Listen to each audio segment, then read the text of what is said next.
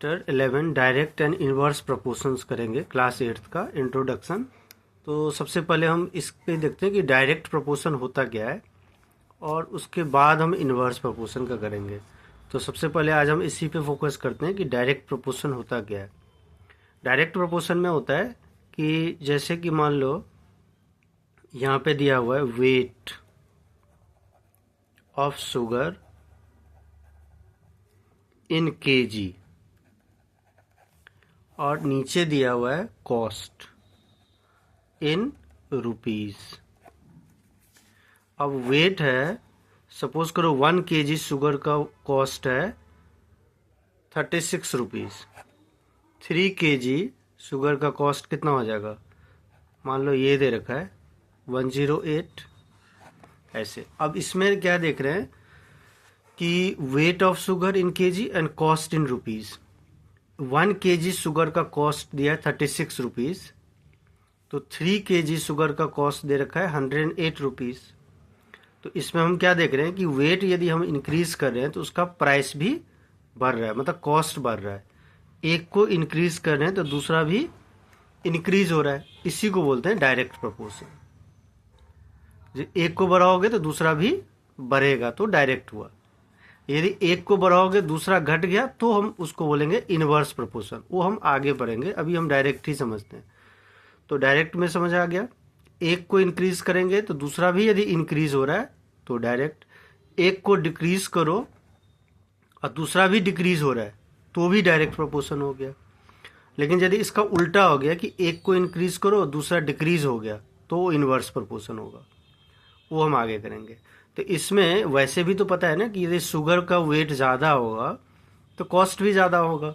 हम यहाँ से भी पता कर सकते हैं, ये नंबर को बगैर देखे यदि हम इसको ऐसे ही पूछें कि शुगर जितने ज़्यादा खरीदोगे, जितना वेट ज़्यादा बढ़ेगा उतना उसका प्राइस भी बढ़ेगा। तो weight of sugar and cost ये हमेशा किस में होगा, डायरेक्ट प्रोपोर्शन में होगा, क्योंकि एक को इंक्रीज करेंगे तो दूसरा भी इंक्रीज हो जाएगा, तो यानी ये डायरेक्ट में होगा। अब ये डायरेक्ट में पता कैसे चलेगा, जैसे कि डायरेक्ट में हमेशा एक चीज़ देखोगे कि जैसे ये 1/36 आया इसका रेशियो, इसको भी हम डिवाइड कर कर देखते हैं 3/108। इसको यदि हम डिवाइड करेंगे तो ये हो गया 36, तो ये है 1/36, ये भी है 1/36।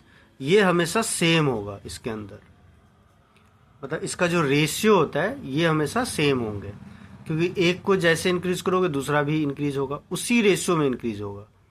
जैसे कि 1 kg का कॉस्ट है 36, तो 2 kg का कॉस्ट क्या होगा, इसका डबल हो जाएगा 72। 3 kg का कॉस्ट क्या होगा, इसका ट्रिपल हो जाएगा 108।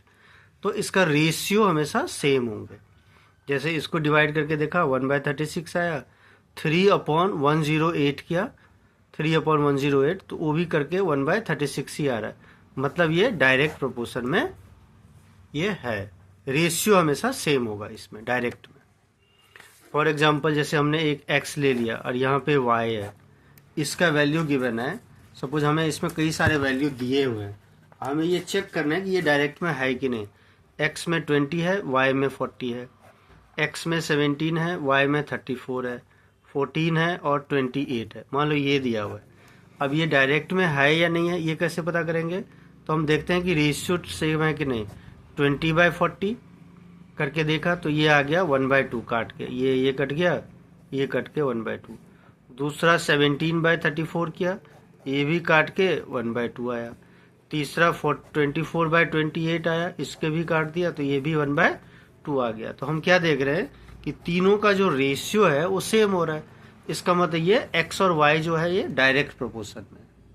तो हम ये लिख देंगे ना, x एंड y ये जो दोनों हैं ये किस में है, डायरेक्ट प्रोपोर्शन में। तो ऐसे हम चेक कर लेंगे कि डायरेक्ट में है या नहीं है। तो डायरेक्ट का ये मतलब है। अब जैसे इसमें है क्वेश्चन नंबर 11.1 में, एक्सरसाइज में 11.1 एक क्वेश्चन हम आज कर लेते हैं इस पे। फर्स्ट क्वेश्चन में देखो दिया हुआ है, ये है first question. The following are the car parking charges near a railway station up to 4 hours. 4 hours का चार्जेस है 60 रुपीज़, 8 आवर्स का है 100 रुपीज़, 12 आवर्स का है 140, 24 आवर्स का है 180। Check if the parking charges are in the direct proportion to the parking time. मतलब ये चेक करो कि ये डायरेक्ट प्रोपोर्शन में है या नहीं। तो हम क्या करते हैं, एक टेबल बना लेते हैं। यहाँ पे लिख देते हैं टाइम इन आवर्स दे रखा है, और दूसरे में लिख देता हूँ प्राइस इन रुपीज, ये दे रखा है। टाइम दिया है 4 आवर्स, उसका प्राइस है 60। फिर चार्जेस लिख दो, चार्जेस इन रुपीज लिख देते हैं, चार्जेस इन रुपीज। फिर है 8 आवर्स, इसका है 100। फिर है 140। 12 आवर्स, इसका दे रखा है चार्जेस 140। फिर है 24 आवर्स, इसका चार्जेस है 180। अब चेक करना है कि ये डायरेक्ट में है कि नहीं।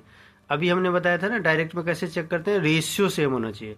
पहले 4/60 करके देखता हूँ, काटो 4 से, ये 15, तो ये आ गया 1/15।